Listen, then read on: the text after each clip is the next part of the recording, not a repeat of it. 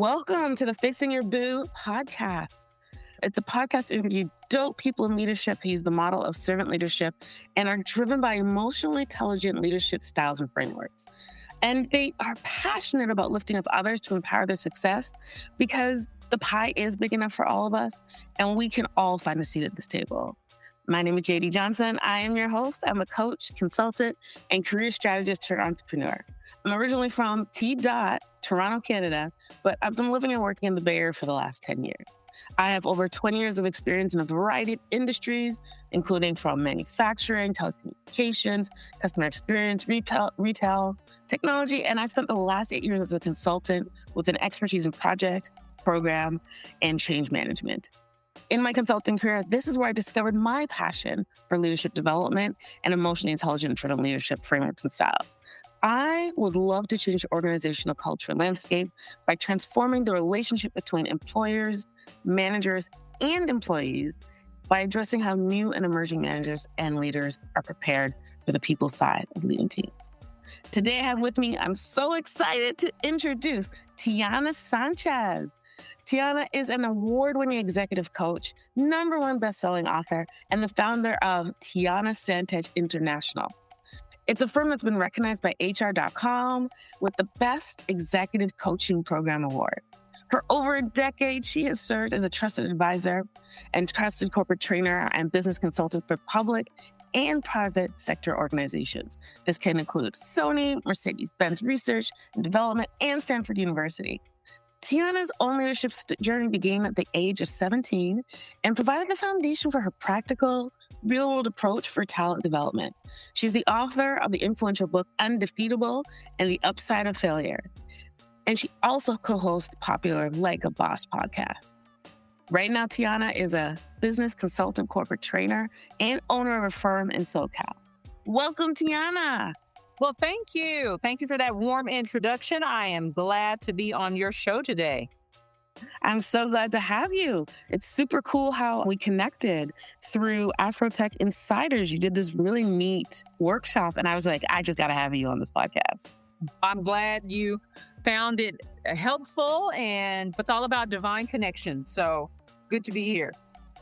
Awesome. I love it. So one question that I have for you is, with this intro, I always like to give my guests an opportunity. Is there anything I missed that you think would be a really good ad for introducing you? I think one thing is, not only did I start my career at an early age at 17 years old, but I started at a gourmet fast food restaurant. And I like to say that because it is certainly humble beginnings. And it just goes to show your audience that it's not really all about where you start, but it's your journey and it's ultimately where you end up. So I like to say I was an ex-hot dogger, and there's a lot more that I can say on that, but just know that ex-hot dogger is definitely part of my repertoire, is part of my experience. Absolutely. I remember you telling us your story about how you became a manager so early. Oh yeah, 17 years old, absolutely clueless, didn't have an idea of what I was doing. But somebody saw something in me. I guess I made an impact with my managers at the time. And I remember just being shy of my 18th birthday. And I was tapped on the shoulder to be a manager. And I thought about it for a brief moment and said, I almost said no. And I actually came back the next day and accepted the role. But initially, I didn't accept it. A lot of that self-doubt and that kind of what if.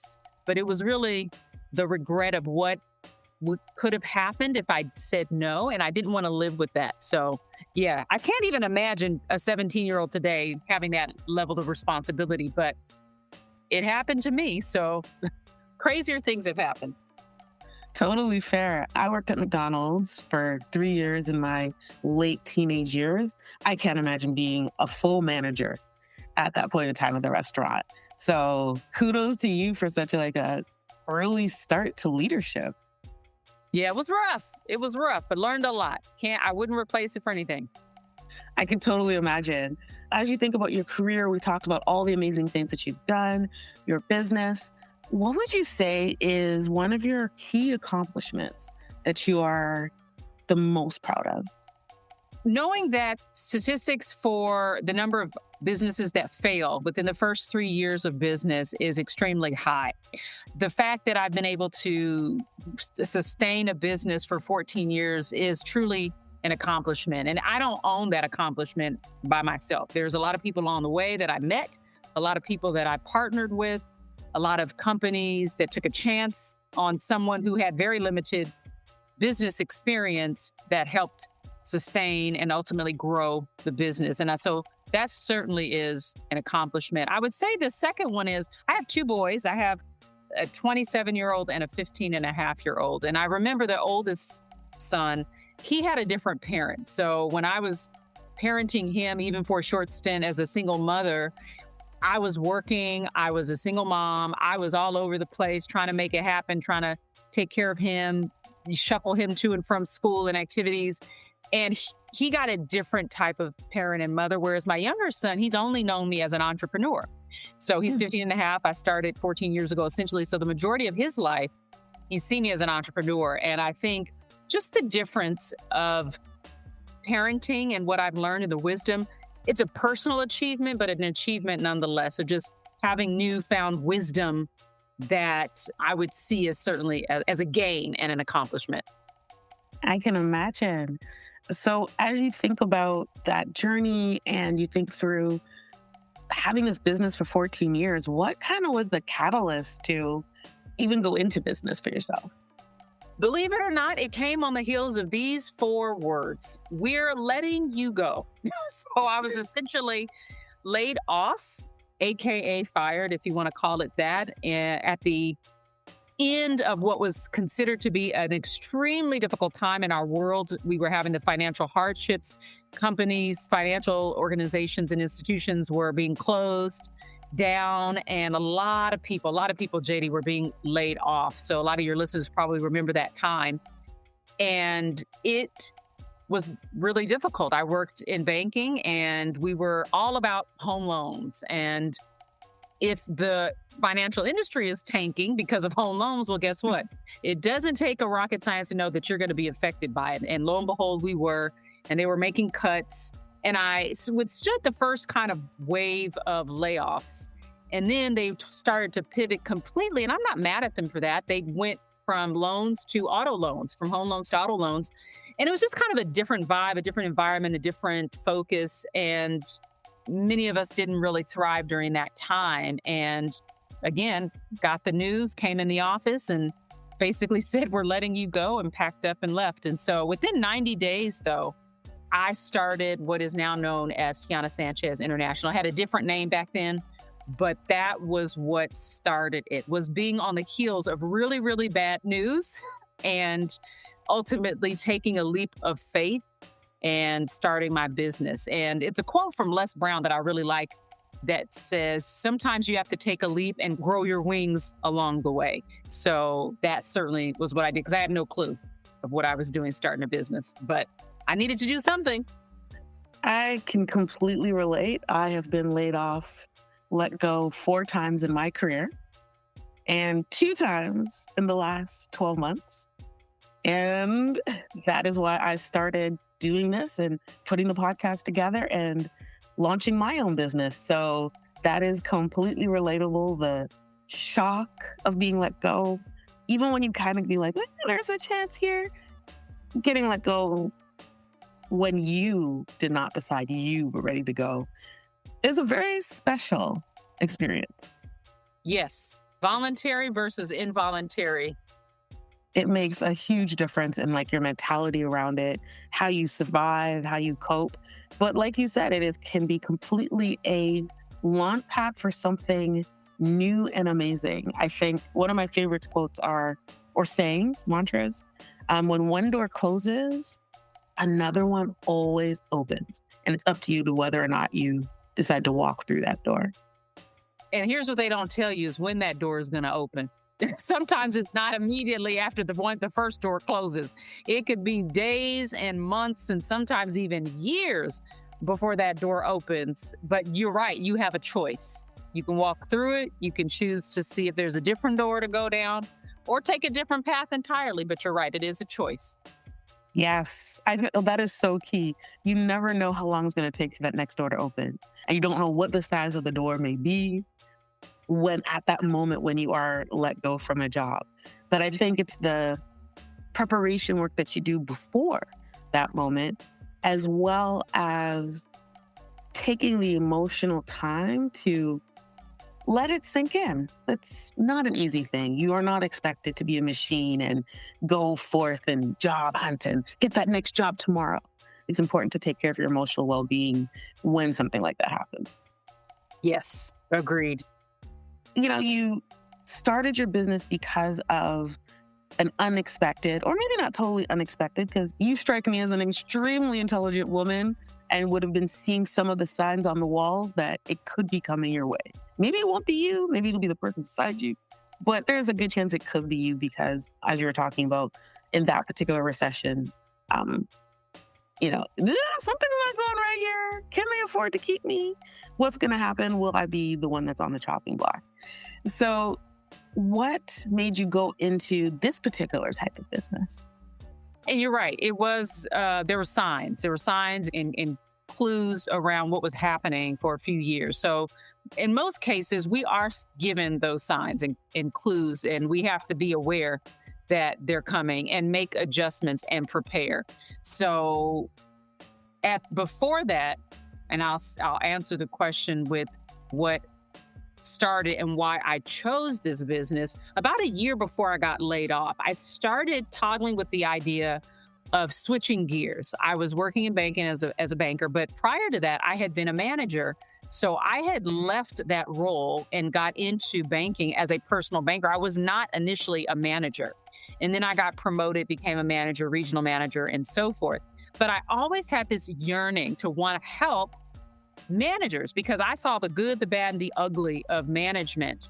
That middle tier where you feel a little left out, like the stepchild, like a middle child, right? You're not quite the executive level, but you're not an employee either, so you're kind of on the outside. You don't really have a tribe, if you will. And I wanted to really start working with that group. And so about a year before all this stuff happened, I started looking into coaching. And at the time it was life coaching. Life coaching was like, there was an uptick. Everybody was doing life coaching. I've come to learn that there's a special person for that, and that is not my gifting. However, at the time, I started looking at that role. So when the layoffs came around, I had already piqued my interest in this other arena. I didn't even know what it was going to look like, JD, but I had already started doing a little investigating and kind of looking online and looking at pricing and what this could look like and how to get certified and things like that. So when I got the news, and I started my business 90 days later. The business that I started was called Professional Coaching Services. Very drab name, nothing sexy about it at all. But that was the name that I chose, very, very straightforward. And it initially started off working with individuals to help them figure out how to navigate life's unexpected turns, to get unstuck, if you will, to have to understand what they could do in their career.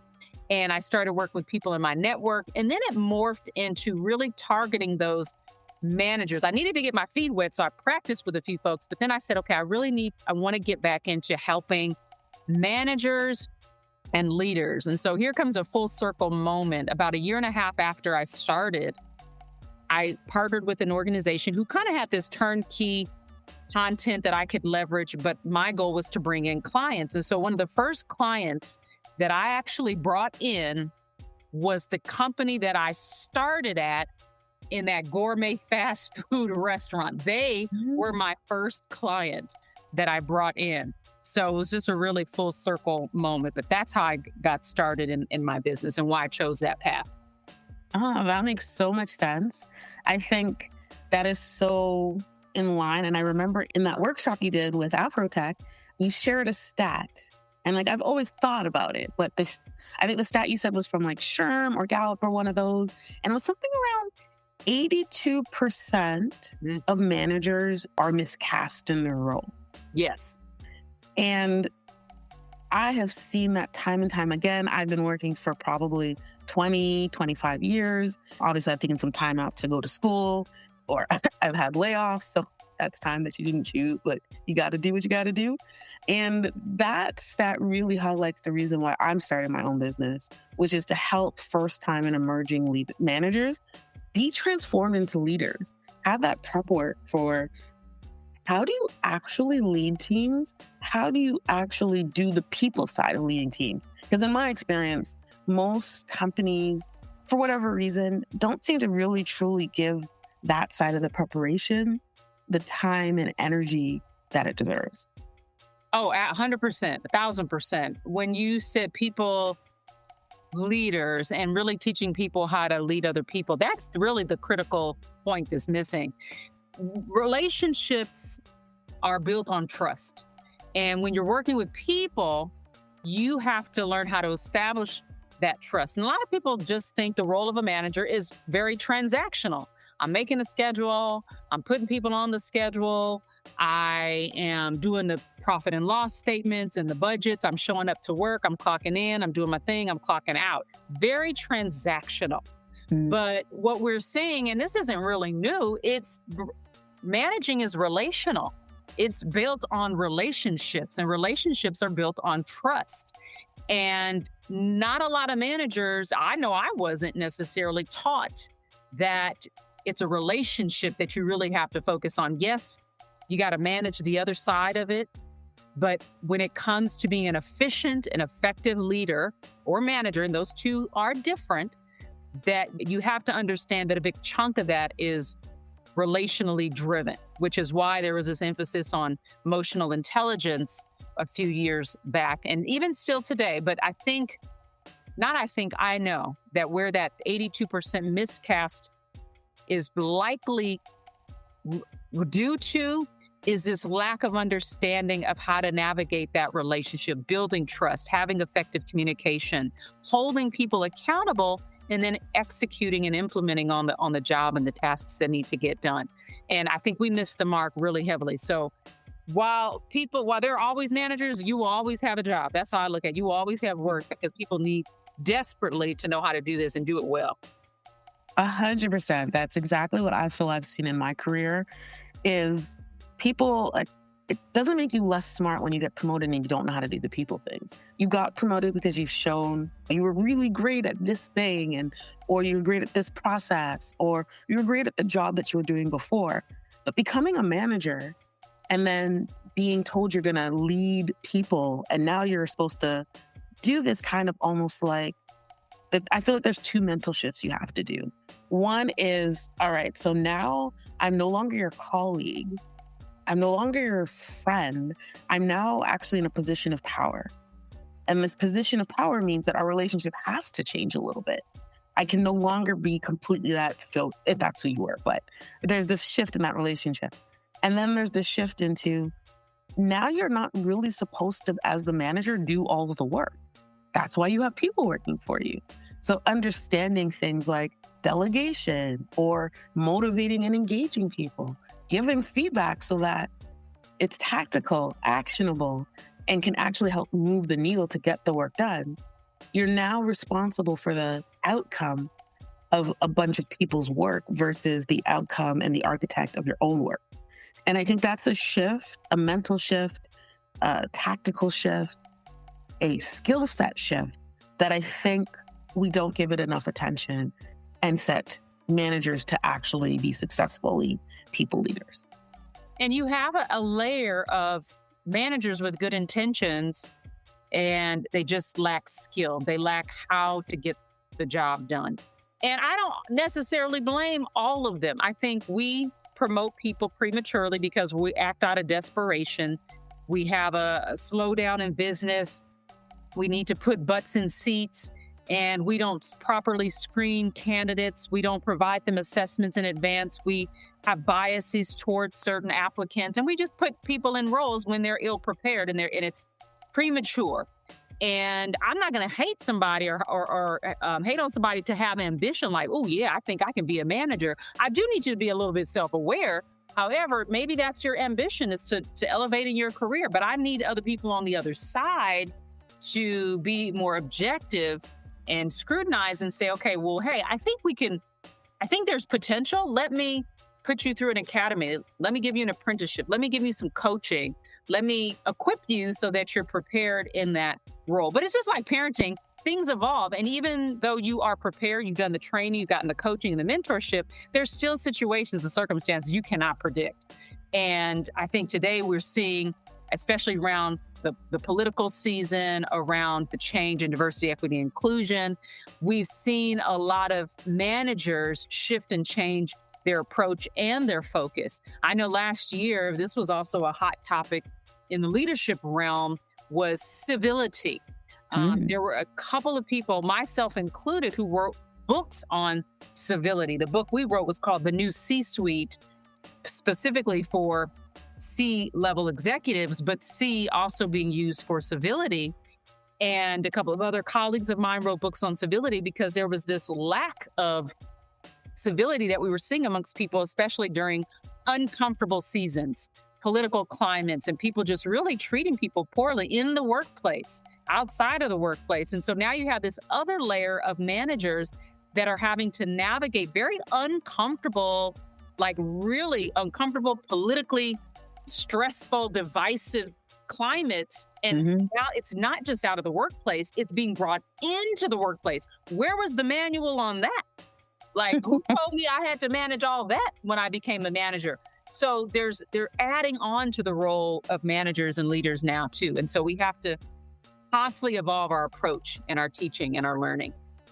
And I think that is such a key point, is that transforming into a leader isn't a one and done workshop. It's not even a 3 months training. It's a consistent behavioral change. And it's a behavioral change that requires not only nurturing through the beginning stages, but throughout your entire career. And I think that's also a piece that is missing as well, is how do you sustain it?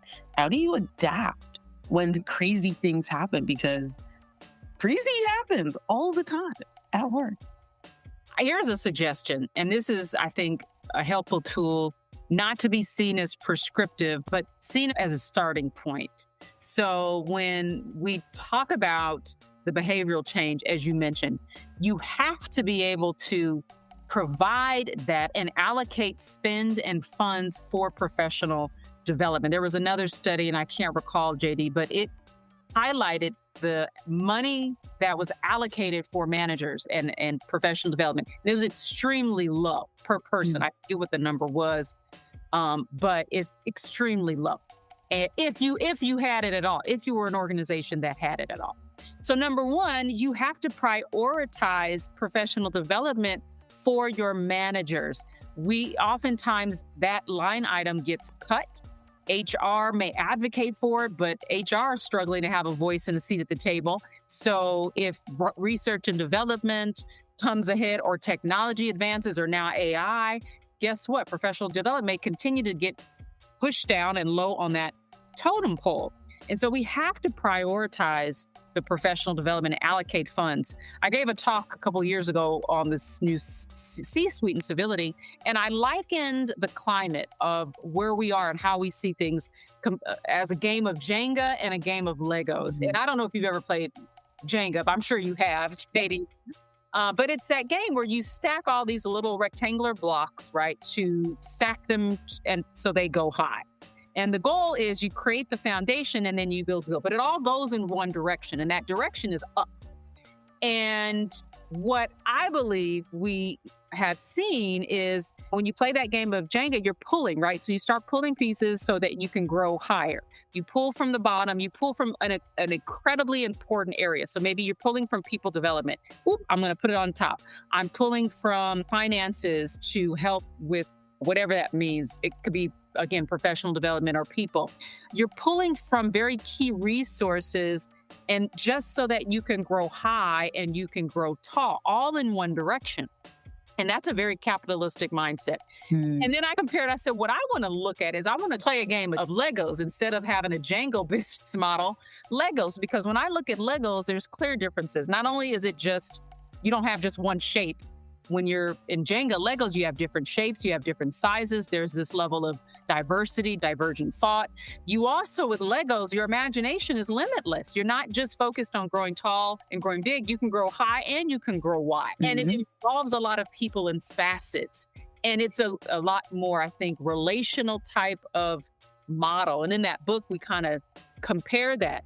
So we have to evolve in our level of thinking and being able to support. So certainly number one is allocating those funds.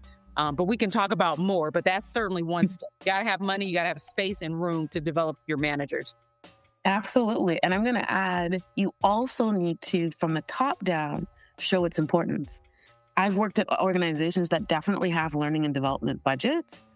And, I don't remember what the stat is around what is the actual usage of those budgets. Partly because, you're so busy putting out fires, you don't necessarily see the time, or they're not giving you the time back to be able to do this learning and development. Because it requires mental energy and mental space to make room for new things. And I think there's also the piece of, I did this in grad school, and I think her name is Carol Dweck, and she coined the term growth mindset and this idea of continuous improvement. And I think you have to be able to have that from the organization as well. I don't remember what organization I saw this someplace, or heard a few, where they actually make, maybe it's once a month. This is the whole company. We're all going to do this learning and development. So I think there's not only just giving the budget, they're showing that it's important by giving the space and the room to grow.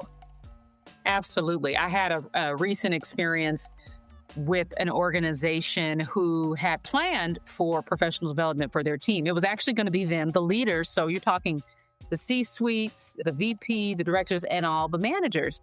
And it was an all-inclusive topic. So it wasn't the manager-specific topic. It was about how to navigate difficult conversations. And as soon as I arrive, I get pulled to the side and asked, okay, so we have a situation. What do you think about this? We're thinking that it might be best if we don't attend the workshop and just have our non-managerial or new kind of managers, entry-level position folks in the room, and because we don't want them to feel uncomfortable us being there. And initially I was like, yeah, I can understand that, because I too have that concern when I'm doing topics specific to management and leadership, but this wasn't the case. It was a very open conversation about behaviors and how we ourselves handle difficult conversations, our willingness, our resilience around them. So it was open for everybody. And I pushed back, and I could tell that they asked for my opinion, but I could tell it appeared that they didn't want to attend, that they didn't see the importance of, at their level, to attend this important session with their employees. So I said, okay, here's what we can do. I'll train them today, and then let's follow up for the leadership team to get a more condensed version, just so that you're speaking the same language. And it sends a message that you too are supporting this and are willing to go through the training as well. And it's been like about 3 weeks, and I'm still waiting on that appointment.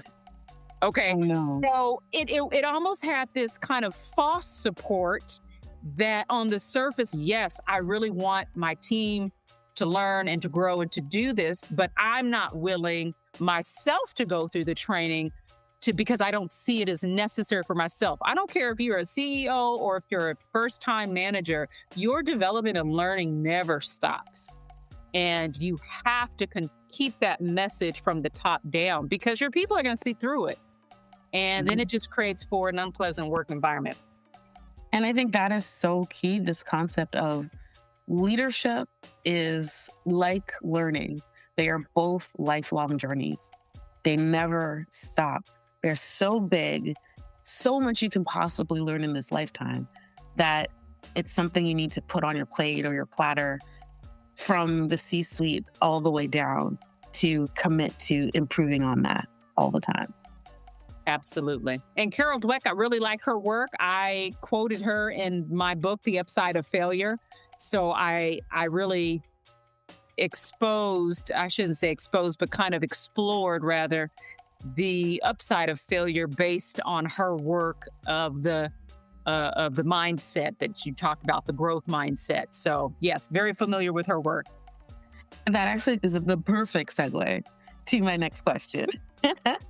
And I'm just kind of curious of, you've written several books and The Upside of Failure is one of them. So I'm just kind of curious, what has been kind of the, I don't know, I guess the pivot point or that moment where like, yes, either this is a big enough problem that I want to talk about how do we solve it, and I'm going to do that through a book. Like, what was kind of the mindset as you decided to write books? The first book was in 2012, where I had been laid off that year prior. And I was looking for something to do. I was looking to find meaning in this season where I was laid off. And divinely, I met this woman who had published books for a lot of other women. She had this growing company. She'd been doing this kind of work.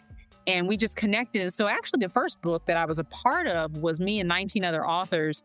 And it was called Leaders in Pearls, How to Be a Change Architect. Not a lot of people know that, actually. And that kind of lit a fire in me to want to write. I'm like, ooh, I used to be really good in English and in school and took a speech class. And I'm like, oh, okay, maybe I can do some writing. But I didn't just want to write. And so you had to look inward at your own situations, which is where most people get their inspiration. So what was I doing at the time? I was out of trying to figure out my life with being laid off and starting a new business. And there was a couple of reasons why I chose to start writing. One of them was I wanted to create visibility for myself. I wanted to put my name out there and have that title of author, because to me, it had credibility to it. I went to college, but I never graduated from college. I went straight from working from high school, as you know, at a gourmet fast food restaurant, to being promoted to a manager, to making more money than my friends. And I made a decision to, while I wasn't going in school, I was like, I could go to school and maybe come out making some money, or I could stay where I am and I'm making good money right now. So for me, I wanted that level of credibility that came with writing a book. The second thing was I wanted to help people. And if my story, my experience, like everybody else, can help others, then why not? Even if it helped one person, if it got in the right hands of someone, that it could make a difference. And that was the second reason that I wanted to do that. Really, it wasn't about making a lot of money. It was really just growing my credibility, my business, and helping others. So now, 4 books in, excluding the first one that I did, which I guess we could say that was 5, but now 4 books in, I'm taking a different approach, JD, and I'm doing collaborative books. So where I'm inviting first-time authors to come join me with a book collab, and we pick a topic and we each write a chapter, and we offer our own insights and experiences and stories in our own unique voice. And we come together and we write this book. So the last 2 books were both collaborative books.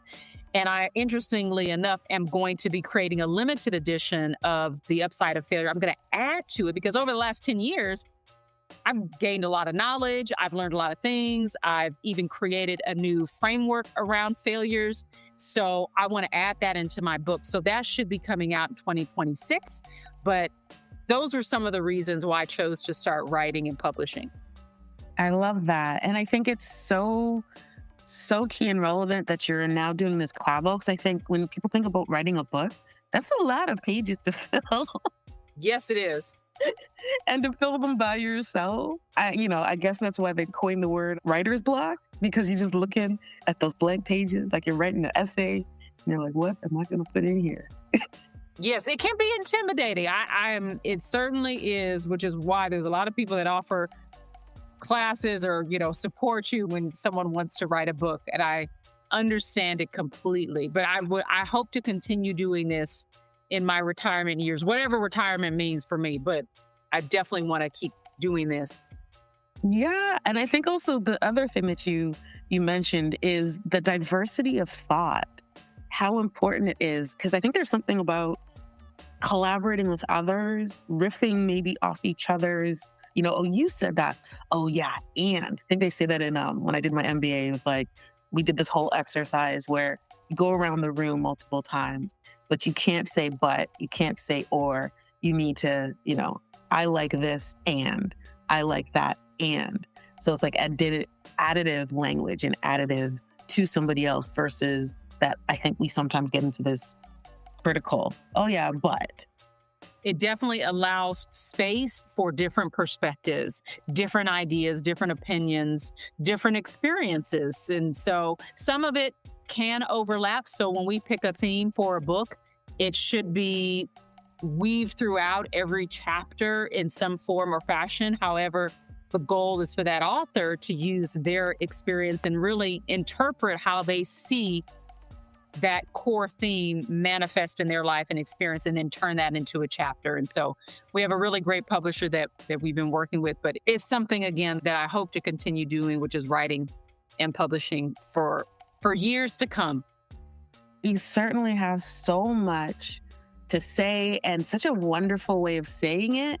So I can completely see that being a piece of your diversity of business and diversity of action for years to go, because I think there's just so much more you can say on a lot of the topics that surround leadership and growth and development. Well, I appreciate it. Thank you for that. Absolutely. Now, there was one thing I was thinking about when you were talking about like the books that you've written and how you've written like the upside of failure. And you talked a little bit about this concept. And I think it's so key, which is, we're taught in our society around competition. We're taught in the society about you're the winner or you're the loser. We're taught in the society to constantly be building upwards. What we're not really taught, what do you do when your Jenga building, because that's what Jenga does eventually, falls down because the base is too thin? And how do you deal with getting back up after a setback, after a failure? There's a recovery that is needed when you're experiencing a setback. I just did a talk last week, and it was called Owning Your Ambition. And part of that was there's going to be moments where you're going to have a misstep or a stumble or a mistake, or what we might use in the terms of failure. So first you have to deconstruct what failure really is and take the negative sting out of that word. And one way to do that is replace it with, instead of saying I have failed or I am a failure, you say I'm experiencing a failure, because experience is less permanent. It's temporary. It's something that you go through. It's not a destination. And so that's one of the first things that you do, is kind of change that. And then understanding relationally that we learned how to experience failure as kids. So I tell people, I say, I'm not going to blame you. I'm going to blame your parents, though, because your parents are the ones that typically taught you how to have a relationship with that word. When you learn how to walk, you stumbled. And then if they kind of grasped you and clutched you close and like, oh my gosh, and was frantic, then you learned to fear failure. You learned that associated with it comes a fear, and I should be afraid, and I don't ever want to do that again. But if you had a parent that dusted you off and said, hey, you're good, try it again, you're building resilience. You're like, oh, okay, this is supposed to happen, so it's no big deal. So really that relationship part of it will help you to recover. And then you have to understand, where did it come from? So in the book, I kind of use these chairs as an analogy, but essentially I've evolved it to say there's one of three reasons why we experience failure. And it's usually inaction, distraction, or lack of direction. So one of those three: inaction, you were supposed to do something and you didn't. Distraction, you got taken off your focus. Lack of direction, you don't know what you don't know. And usually it's one of those three things that will lead to us experiencing a failure event, is what I call it. So when you have a setback, you got to, again, I'm experiencing a setback. So change your thinking. Number two, what was the reason and the cause? Inaction, distraction, lack of direction. Okay, now what do I do? How do I move forward? And so the new element that I'm adding to the book is this spectrum of failure that I'm going to include, from low level to more catastrophic failures. And understanding, okay, was it a low level failure? Okay, not a lot of people know about it. It's really just me. Okay, I don't really need to freak out over it. Here's what I can do to navigate it. Okay, and so giving people different tools to recover from that is going to be helpful, because the reality is, JD, it's not we're never going to experience failures. We are absolutely going to continue to experience them to our old age. It's about your relationship and how you navigate them, how you see them, your perspective, and know that it's something that if you didn't have the fear, and I think Carol Dweck would appreciate this, that failures open up an unexplored pathway of strength and resolve that you would never have even recognized within yourself had you not gone through the failure in the first place. And so for that Ooh. reason alone, it's worth it. No, I love that. And I think that's 100% right. I think as little kids, we learn by doing, like, ooh, what's that thing? Press that button, wave our hands, right? And that's how we learn. But at some point, we learn to fear failure. And the thing about it is that we're all going to fall. Like, nobody is perfect. Like, we are actually made to fail because we are imperfect. But it's not about, why, like, just the failure and, oh, you failed. It's about, what do you learn from that failure? And more importantly, picking yourself up and trying again, or trying something new, because trying the same thing over and over again and expecting different results is the definition of madness. So you do need to take that time to evaluate, what was the reason behind it? How can you improve? What can you learn from it? And then get up and decide, okay, well, I need to try a different approach. Or maybe God, universe, whatever you as a person believe in, is giving you some signs that try something different. Agreed. 100%. We've talked a lot of different things throughout your career. And I was just kind of curious, as you think about being a leader and, running your own business, having people that report to you, how would you say what would you say has been your biggest challenge to growing and developing and being a leader? I think the challenge that I don't want to get caught up in is thinking that I have it all figured out. Even when I reach another level of understanding and wisdom, I'm going to be, heading into the fives pretty soon, and the gray hairs prove it. And so I don't want to think that I've gotten it all figured out. And I always want to be open to correction. I always want to be open to looking at the mirror and reflecting on me and having self-awareness. And I think what could be an impediment is how frustrated and annoyed and irritated sometimes I get at seeing other individuals, managers, leaders, people all over the world that are leading ineffectively, and the result that it has and the effects that it has on our world and our society. And sometimes my initial reaction may not be the most productive in the moment. And so as a leader, I have to be mindful that there are all eyes on you. People are looking at those LinkedIn posts, and so it's being mindful where I want to be honest and transparent, doing it in a tactful way and doing it in a respectful way, doing it in a civil way is the approach. And so I have to just remind myself to take a beat periodically, to step back. There's so many conversations I want to engage in, JD, online, on social media, and I choose not to, because I said, once I go down this rabbit hole, there is no pulling me out of it. And it's just going to be this banter and conversation, and, stuff can get buck wild online. Mm-hmm. And so I choose not to, and I choose to express it and create different forms for myself to communicate. And so that's a little bit of a challenge for me. Probably answering the question a little bit of a different way, more of a self-leadership way than really leading others, since my team is much smaller than what I had in the past. But those are some things that I'd like to be mindful of.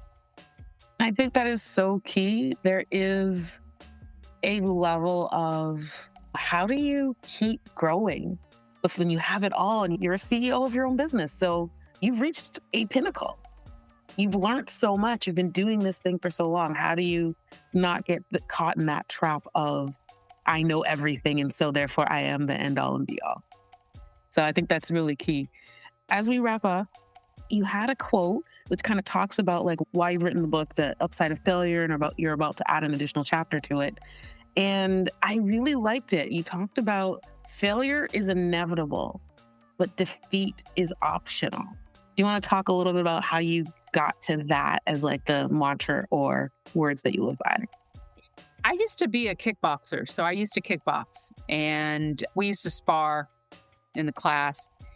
And right around when I got laid off, the first book I wrote was called Undefeatable: Conquering Self-Defeat. It was more of a mental conquer, a mental challenge of not getting caught up in self-doubt and low self-esteem and feeling, again, like a failure. I didn't know what I know now.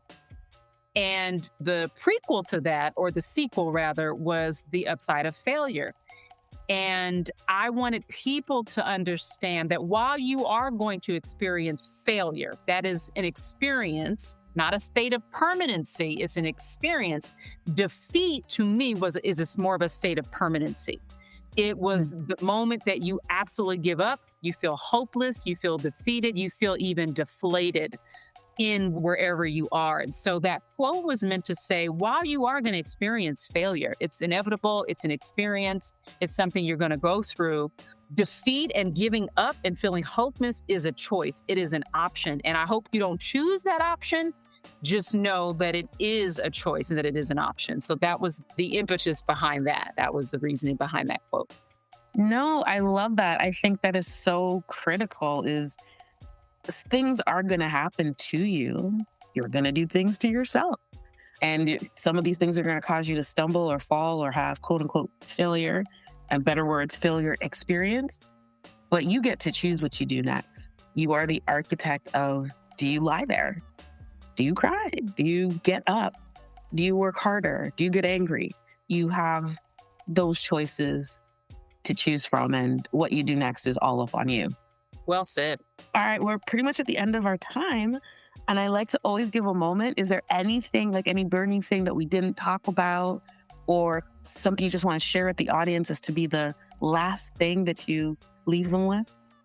I thought you did a beautiful job really navigating this conversation. So there's nothing left on the table other than how people can get in contact with me. So if they would like to, they can reach me on LinkedIn. They can look up TianaSanchez.com, which is my website. I get a lot of resources and info there. And all of our books, all of them are on Amazon. So you can just go to Amazon.com, type in my name, and there you have it. Awesome. Well, audience, you heard how to reach Tiana. I hope this has been amazing for you as it has been for me. This has been such an incredible conversation, Tiana. I love how you move through the world and your impact and how you want to help others move through the world as well. So thank you so much for being a part of the podcast. My pleasure. Thank you. Thank your audience for tuning in. And speaking to the audience, thank you. I'm on LinkedIn as well underneath Jade Johnson, Jayde Johnson. And you can find me on pretty much Instagram, Mastodon, Blue Sky, Facebook, and anywhere else on the web by going by J2 Elevate Consulting. To my audience, hope you enjoyed today's session of Fixing Your Crown Boo. You will be able to see us upcoming soon. Thank you very much.